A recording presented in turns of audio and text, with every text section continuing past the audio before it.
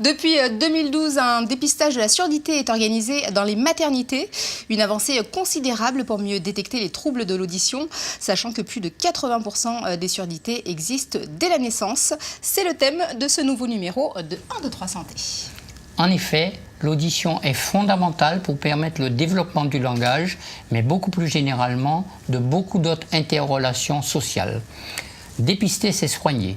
Plus on va dépister tôt, plus on va pouvoir prendre en charge l'enfant. Ça facilitera le développement cognitif de l'enfant. Et tout de suite, on écoute la question du jour. Bonjour, j'aimerais savoir comment on détecte la surdité chez un enfant et quel est l'intérêt. Professeur Suzy Duflo, merci d'avoir accepté notre invitation. Merci à vous. Vous dirigez le service ORL et chirurgie cervico-maxillofaciale du CHU. Que peut-on répondre à ce téléspectateur? Alors, sans vouloir alerter les familles qui nous regardent et les parents qui sont en attente d'avoir un enfant ou leur premier enfant, la réponse est oui. Même chez les sujets qui ne sont pas sourds, on peut mettre au monde un enfant qui soit sourd. Avez-vous des chiffres sur le nombre de surdités en Guadeloupe? Oui, alors de façon générale, la surdité c'est l'un des handicaps les plus fréquents qu'on retrouve dans le monde et sur le plan national. Et les chiffres sont de 1 enfant sourd pour 1000 naissances. Donc effectivement, nous avons, dès la mise en place du dépistage systématique, fait une étude qui a fait l'objet d'une thèse permettant d'avoir le retour et de savoir combien d'enfants sourds naissaient sur le territoire. Les chiffres sont quasiment identiques à ceux du national, bien sûr, et nous avons entre 5 et 6 enfants sourds par an, sourds profonds. Oui. Est-ce que la prématurité peut être un facteur favorisant? Oui, tout à fait. L'enfant qui naît prématurément, d'ailleurs depuis déjà de très longues années, en réanimation, enfin les enfants prématurés font déjà l'objet de ce dépistage dès la naissance. Ce sont des enfants qui sont surveillés de près, car il existe un risque de surdité. Mais plus généralement, tous les enfants qui ont souffert à la naissance aussi. Alors le dépistage systématique des surdités néonatales, est-ce qu'il est effectif dans toutes les maternités de notre département? Oui. Alors il y a une loi un arrêté du 23 avril 2012 qui a rendu systématique ce dépistage dans toutes les maternités de France, et donc nous sommes bien évidemment concernés. Sur cet arrêté, il y a une mention particulière pour Saint-Martin, Saint-Barthélemy, la Guadeloupe. Ce dépistage doit être organisé par l'ARS, l'Agence régionale de santé. Et pour anticiper ce dépistage systématique dans toutes les maternités, nous avions commencé à travailler avec l'ARS, mais pas que, avec aussi la MDPH, avec le CAMPS René Altebourg, avec le service d'ORL, bien évidemment, avec les différentes associations de sourds, d'enfants sourds qu'on retrouve sur le territoire. Nous nous sommes réunis à plusieurs reprises pour discuter de la prise en charge de ces enfants et entre autres du dépistage. Et donc, quand l'arrêté est paru en avril 2012, nous étions déjà prêts, si ce n'est qu'il fallait formaliser ce dépistage au niveau de notre territoire et faire en sorte que les personnes qui allaient être responsables de ce dépistage soient formées, commander le matériel. Ce qui nous a permis, avant l'arrêté et surtout après, de proposer un dépistage systématisé homogène sur toutes les maternités des îles de Guadeloupe. D'accord. Privé et public, bien entendu. Privé et public, les 5 maternités, donc le CHBT, celui du CHU de la Guadeloupe, les Eaux Claires, la Polyclinique et Saint-Martin, qui aussi reçoit un service de maternité. Alors ce dépistage est obligatoire, mais les parents peuvent le refuser? Alors ce dépistage, en fait, il est systématique. D'accord. Nuance. Il est systématique et effectivement, les parents peuvent le refuser. Ça arrive? Oui, ça arrive. Il y a très peu de refus. Sur environ 6000 naissances, on aura entre 3 et 7 refus à peu près par an. Principalement, ce sont des parents qui sont soit sourds ou l'un des parents est lui-même sourd et ils ne veulent pas savoir parce qu'ils ont choisi un autre mode de communication pour leur enfant. Ils ne considèrent pas la surdité comme un handicap. Aussi. D'accord. C'est une façon de voir. Alors ce test de dépistage est réalisé le 3e jour de vie de votre bébé. Il est gratuit, dure moins d'1 minute et rassurez-vous, il est parfaitement indolore pour le bébé. Direction la maternité.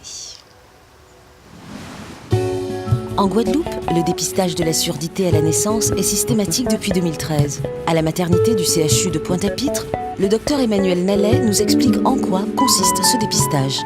Alors, le dépistage néonatal des problèmes auditifs des nouveau-nés donc, se fait à la naissance dans toutes les maternités et en Guadeloupe depuis avril 2013. C'est-à-dire que c'est généralisé dans les 5 maternités de l'île, y compris Saint-Martin, avec un dépistage qui se fait le plus précoce possible pour que ce soit tous les bébés qui sont dépistés à la naissance entre le 1er jour de vie et le 3e jour, c'est-à-dire avant la sortie de maternité. Ce dépistage est universel, il est fait avec une petite machine qui permet de repérer des bébés qui seraient à risque d'avoir un trouble de l'audition. Ce n'est pas un dépistage, on ne dépiste pas directement une maladie de l'oreille, on dépiste si certains bébés ont un risque d'avoir un trouble d'audition.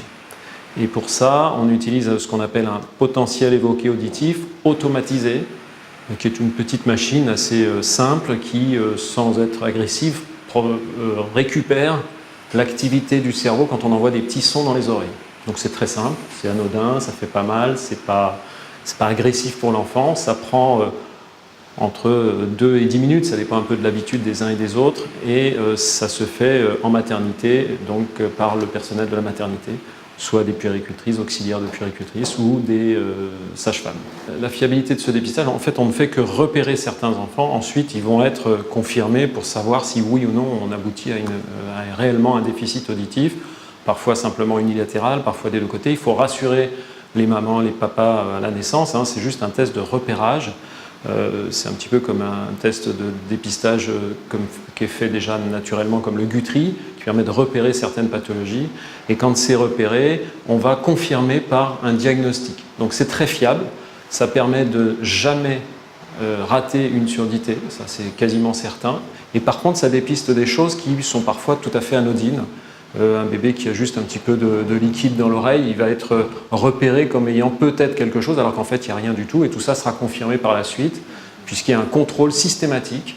Une fois que ça a été repéré à la naissance, si jamais le test est positif, c'est-à-dire qu'il y a un repérage qui est fait, à ce moment-là, il y a un contrôle qui est fait 3 semaines après, entre 3 semaines et 1 mois, pour essayer de le faire le plus vite possible, pour rassurer le plus vite possible les parents, qui décident si ensuite on fait un diagnostic plus complet.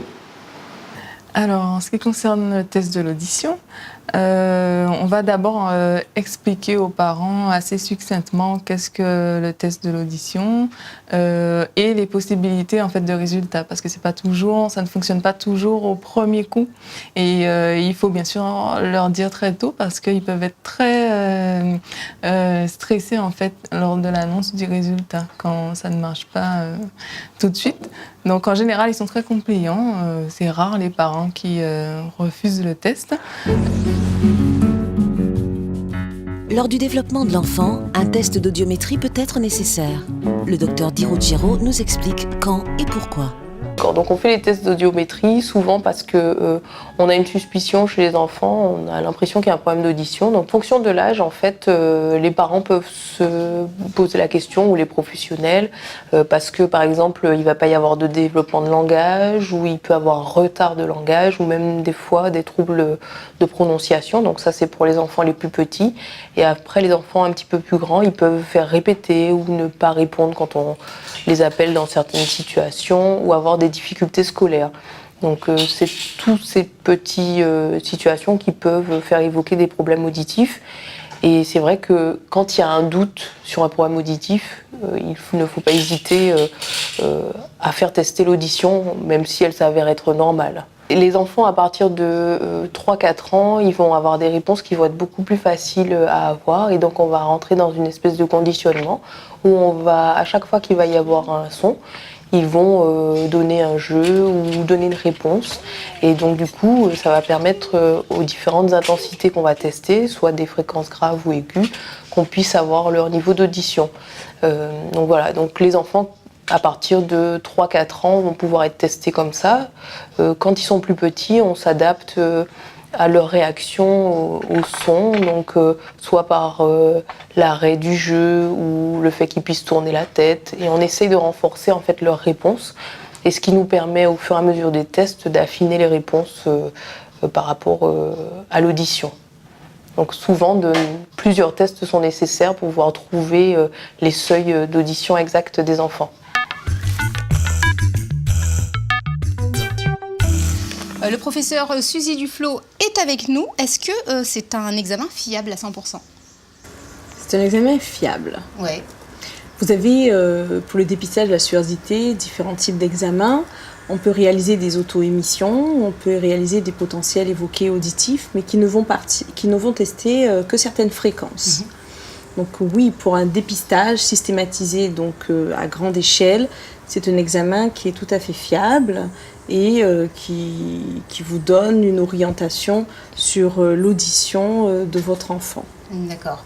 Et si donc la réponse à ce test est normale, est-ce que l'enfant aura besoin plus tard de réaliser d'autres tests d'audition? Si le test est concluant, ouais, il n'aura pas besoin de réaliser d'autres tests, sauf si dans sa vie de bébé, d'enfant et plus tard, il existe des événements qui sont en lien avec une atteinte de l'oreille interne, ouais, donc de la cochlée, et qui donc orientent vers de nouveaux tests de dépistage. Pas de dépistage, pardon, de nouveaux tests de diagnostic ou de tests d'évaluation tout court de l'audition, tout simplement. Mais là, on parle déjà de surdité acquise. Oui, alors, surdité acquise. Un enfant qui va faire une méningite à l'âge de 6 mois, 12 mois, on sait que chez cet enfant, il faudra faire des tests de l'audition. On n'est plus dans le dépistage, les dépistages, c'est les 3 premiers mois de vie. ouais. Et donc, il faudra faire des tests d'audition pour contrôler que cet enfant n'a pas eu d'atteinte de son oreille interne au cours de telle ou telle pathologie. D'accord. Alors par contre, si ce test de dépistage se révèle positif, qu'est-ce qui va se passer ? Alors, si ce test se révèle positif, ce sont des enfants, on explique aux parents, déjà on leur dit de ne pas s'inquiéter, de se rassurer, parce que le test est réalisé en deuxième jour de vie à la maternité. Si on n'a pas eu de réponse, on le refait le lendemain, 3e jour de vie. Et s'il n'y a toujours pas de réponse, on explique aux parents de ne pas s'inquiéter. On n'est pas sur une certitude. Il peut y avoir du liquide amniotique dans le conduit auditif. On peut avoir d'autres raisons où l'appareil peut n'avoir pas été positionné comme il le faut, ouais, et qu'il ne faut pas s'inquiéter, mais qu'il faut aller plus loin et faire d'autres tests. D'accord. Donc à ce moment-là, il est orienté vers le centre hospitalier de la Guadeloupe, dans le service, et vu par un médecin ORL, et à ce moment-là, on refait le test chez l'enfant. Et si de nouveau nous n'avons pas de réponse, on lance tout le processus de diagnostic, de façon à diagnostiquer une surdité chez cet enfant, et donc à prendre les mesures qui s'y attachent pour pouvoir proposer une prise en charge adaptée à l'enfant et à ses parents. Surtout, restez avec nous, nous passons à la deuxième partie de cette émission. Professeur Suzy Duflo, je rappelle que vous êtes otorhinolaryngologiste. Quelle est la réaction des parents quand ils apprennent la surdité de leur enfant ? Alors, l'arrivée d'un enfant, d'ailleurs je dirais qu'il soit un premier ou un deuxième ou un troisième enfant, est toujours considéré comme quelque chose de magique. Et les parents idéalisent l'enfant à naître parce qu'on ne le voit pas et on se dit, voilà, il aura toutes les qualités. Ouais. Et c'est plus beau. Exactement. Donc forcément c'est un choc. Et il faut donc accompagner les parents dans ce diagnostic. Donc il y a une annonce au diagnostic qui est faite une fois que... Alors ils sont, quand je dis préparés, c'est-à-dire qu'on a une suspicion suite à un dépistage qui n'a pas permis de conclure à une audition, enfin de repérer une audition chez cet enfant. Donc on va accompagner, on refait les tests, il y a d'autres examens qui se mettent en route. Donc il y a un contact avec le médecin qui est relativement régulier durant cette période et qui permet justement de discuter, de préparer. Et ensuite, il y a l'annonce de la surdité. Ouais. Et tout de suite, on enchaîne sur l'accompagnement qui sera fait et sur les propositions. Actuellement, on peut donner en plus beaucoup d'espoir aux parents, puisqu'on a la possibilité d'implanter ces enfants, c'est-à-dire de mettre un implant au niveau de la cochlée, qu'on appelle un implant cochléaire. Et s'il est mis rapidement, chez un enfant qui a une surdité bilatérale profonde, ça va le permettre d'accéder au langage oral, parce qu'il y a différents types de langage, et d'accéder au langage oral et de pouvoir communiquer oralement en entendant d'abord des bruits et puis au fur et à mesure, ces messages vont être transcrits au niveau du cerveau et ce sont des enfants qui auront une communication verbale et qui pourront parler et intégrer un système scolaire comme n'importe quel enfant qui n'est pas sourd. Donc ce message très positif, évidemment, c'est un choix des parents et puis ça dépend, selon le bilan, de savoir si on peut ou pas proposer cet implant à ses enfants. Mais c'est un message qui reste dans un diagnostic qui est très difficile, qui reste un message positif et qui accompagne les parents. Et s'ils font ce choix-là, ils ont l'espoir d'avoir une communication orale avec leur enfant. Mais en dehors de ce cas de surdité congénitale dépisté dès la naissance, pour les autres enfants qui ont des problèmes de diminution de l'audition, sur quels signes, comment s'apercevoir dans une famille, par exemple, qu'un enfant entend moins bien et à quel moment faut-il consulter, D'accord. par exemple? Alors, le dépistage permet de mettre en évidence les surdités bilatérales profondes. Évidemment, s'il y a d'autres types de surdité moyennes, sévères, on pourra aussi voir qu'il y a un problème sur une oreille et à ce moment-là, accompagner. Comment peut-on faire? C'est le rôle des parents, c'est le rôle aussi du pédiatre, avec des examens lors de l'examen du 9e mois. Ça vous le savez encore mieux que moi. D'être attentif au développement, exactement, aux échanges. Exactement. Si les parents ont un doute, ils peuvent aussi tout naturellement consulter. On a des tests avec des jouets sonores. Et en fait, ce qu'on recherche, c'est la réaction de l'enfant au bruit. Donc, quand il est petit, en fonction de son âge, une porte qui claque, est-ce qu'il sursaute? Les bruits des animaux. Les bruits des animaux, et puis les jeux qu'on peut faire avec lui, comment il réagit. Et puis quand il grandit, s'il répond déjà à son prénom, et si quand on l'appelle, quand il nous donne le dos, est-ce qu'il se retourne ou est-ce qu'il réagit? Donc on va surtout rechercher la réaction au bruit. Et avec un enfant qui grandit et qui doit à un moment donné exprimer un certain langage et avoir un certain nombre de mots aussi par rapport à son âge qu'il est capable de verbaliser, si ces mots ne sont pas présents et qu'il y a peut-être un peu que des sons et qu'il n'est pas capable de répéter un certain nombre de mots, de dire maman et de dire papa, ce sont des signes qui doivent alerter de façon à ce qu'on puisse s'orienter vers une cause sans que nécessairement ça soit forcément lié à un problème de surdité d'ailleurs. D'accord. Vous parliez tout à l'heure de la langue des signes. Vous allez voir que si elle est utile aux enfants sourds, elle l'est aussi pour les enfants entendants qui ne maîtrisent pas encore le langage verbal. Des crèches utilisent donc la langue des signes pour bébés. Objectif, mieux comprendre l'enfant. Les arbres se balancent, je suis heureux. Les arbres se balancent et je suis heureux. Les oiseaux volent, je suis heureux. Les enfants chantent, je suis heureux. Les petits poissons dans l'eau nagent, nagent, nagent, nagent, nagent. Les Indiens de la Caraïbe vont à la crèche et reviendront bientôt. 1, 2, 3, boum! Depuis le mois de novembre, on intervient effectivement sur la crèche Eva Benjamin sur un concept nouveau qui s'appelle la communication gestuelle avec les enfants. Ce concept-là, c'est un concept simple et évolutif et qui s'est mis en place à travers la langue des signes. C'est particulier parce que ce ne sont pas des enfants qui sont sourds, ce sont des enfants qui sont entendants, mais justement, l'objectif, c'est de permettre à ces enfants qui ne sont pas encore forcément en âge de parler, d'acquérir une autre forme de communication afin de se faire comprendre par la personne qui est en face d'elle. Il s'avère qu'effectivement, au niveau des crèches, on constate que beaucoup d'enfants sont frustrés, s'expriment des fois par la colère, par des pleurs, par des cris, et parce qu'ils ont des choses à dire. Et cette technique de communication leur permet de s'exprimer autrement. Et comment on fait le chat avec la main? Comment on fait le chat? Avec la bouche, on fait...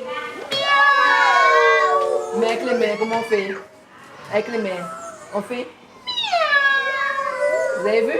Alors si je ne fais pas le bruit avec la bouche, ça fait... Alors on intervient à Eva Benjamin une fois par semaine parce que le travail se fait à travers des ateliers, à travers des chants et à travers des jeux où on a l'enfant et son référent. Donc les référents, ce qu'on appelle les tatis. Alors quand on arrive, vous avez vu tout à l'heure, on commence par le chant, puisque c'est ce qui fait l'accueil des enfants le matin. Et les chants, à travers des chants, on amène donc la langue des signes et la parole. C'est vrai que pour les enfants qui ne sont pas encore en âge de parler, ces enfants-là ne parlent pas, mais les enfants entendent. Donc l'obligation de la parole va de pair. Par contre, pour les enfants qui sont déjà en âge de parler, qui s'expriment déjà, la langue des signes devient une deuxième langue. L'objectif, c'est de vulgariser la langue des signes et de permettre à tout le monde, que ce soit les adultes, que ce soit les enfants, eh bien de pouvoir communiquer avec le public sourd qui est là, qui fait partie de notre communauté. Donc je crois que depuis 2-3 ans, maintenant qu'on fonctionne sur pas mal de structures en Guadeloupe, le travail est compris et on voit le résultat à travers les enfants. Il faut savoir que naturellement, on parle avec nos mains, nous parlons avec nos mains, donc c'est pas difficile. Les enfants acquièrent ce langage très très vite. Au bout d'une semaine, on voit les résultats concluants avec les enfants. Voilà. Bonjour, je m'appelle, j'ai 3 ans. 1, 2, 3. Bravo, merci.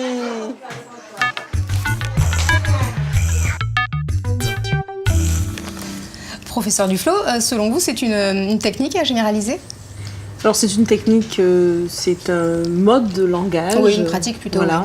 Oui. C'est très intéressant. Bien évidemment, ça permet d'intégrer tout le monde dans une société et de pouvoir communiquer avec les uns et les autres. Je trouve ça vraiment très bien. Vous connaissez d'ailleurs cette crèche et cette pratique. Tout à fait.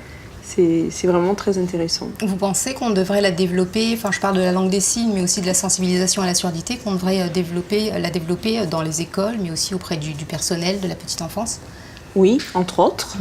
Et puis dans le milieu hospitalier, nous, l'infirmière qui pratique le dépistage dans le service, elle signe. Donc, mais il faut déjà que les adultes s'intéressent. Ouais. Aussi. Et effectivement, aussi, le fait de pouvoir apprendre ce mode de communication aux enfants dans les crèches ou dans les écoles, c'est aussi les ouvrir à une autre culture et à une autre façon de communiquer, au moins qu'ils sachent que c'est possible et que ça existe. En plus, avec les enfants, ça devient tout de suite très, très ludique. Très ludique, ouais. Merci beaucoup, professeur Duflo. Merci à vous. Donc, le dépistage précoce des enfants permet de prendre en charge précocement très tôt ces enfants et d'apporter un vrai diagnostic. Docteur Perianin, vous vouliez ajouter quelque chose? Vous connaissez tous la rue Bébian à Pointe-à-Pitre et à Basse-Terre. Oui. Mais savez-vous qui était Auguste Bébian? Non. C'était le premier pédagogue français à avoir utilisé le langage des signes français pour apprendre aux malentendants. Et lui était entendant. Et lui était entendant. Merci pour l'info. C'est la fin de cette émission. Merci de nous avoir suivis. On vous dit au revoir, à la semaine prochaine. Et tout de suite, vous retrouvez Yemouna pour la synthèse de l'émission. Messieurs et dames, bien bonjour. Et surtout, écoutez pour tendre et tendre pour comprendre. D'ailleurs, pour yon, ça sont belles paroles, sont paroles vérité, puisque si vous ouvrez ou pas qu'attendre, eh bien, on ne peut pas comprendre. Eh bien, c'est ainsi ça, José Malika et professeur Diflo, et qu'a baillé la voix jeudi là. Tendaison sont bitin qui fondamental pour tout le monde, depuis au fait. C'est fondamental pour y développer le langage et c'est fondamental pour y rentrer en lionnage, en communication avec l'ennionnage. Et c'est tellement important que la loi a obligé, depuis un petit monde fait, vérifier tendaison. Ici, son bitin qui a fait souvent, puisque il y a à peu près 4 à 5 petits monde chaque année qui a fait avec problème là ça. Et si famille la titini, doute, et bien à un moment là ça, il faut passer petit monde au contrôle, puis il peut vérifier tendaison et si ça confirme que petit monde a mal tendre à un moment là ça, et bien il peut trouver des solutions, par exemple, bailler un appareil pour y peut tendre plus bien. Alors, je dis là aussi, nous, il faut l'entour à donc crèche, aussi là où tu as trouvé des petits mouns qui n'ont pas de problème à tendaison ou encore des petits mouns qui te soudent, mais ensemble, eh bien, ils ont qu'à apprendre à communiquer et puis gestes pour qu'ils comprendre. Et ça qui était surtout important, c'était pour ne pas laisser pont yon dans ces petits mouns qui ont problème à tendaison là derrière. Eh bien, ça qui était plus belle encore, eh bien, c'est que les autres qui ont coûté moins aujourd'hui là, et puis on a mis témoin à don aussi, eh bien, que nous apprenons des mots, et si on n'a pas qu'à nous bourrer, et puis on moun qui ont un problème de tendaison, eh bien, que nous peut dire, ne serait-ce que bonjour, et puis au revoir. Allez, nous bout pour aujourd'hui là. À dans notre soleil.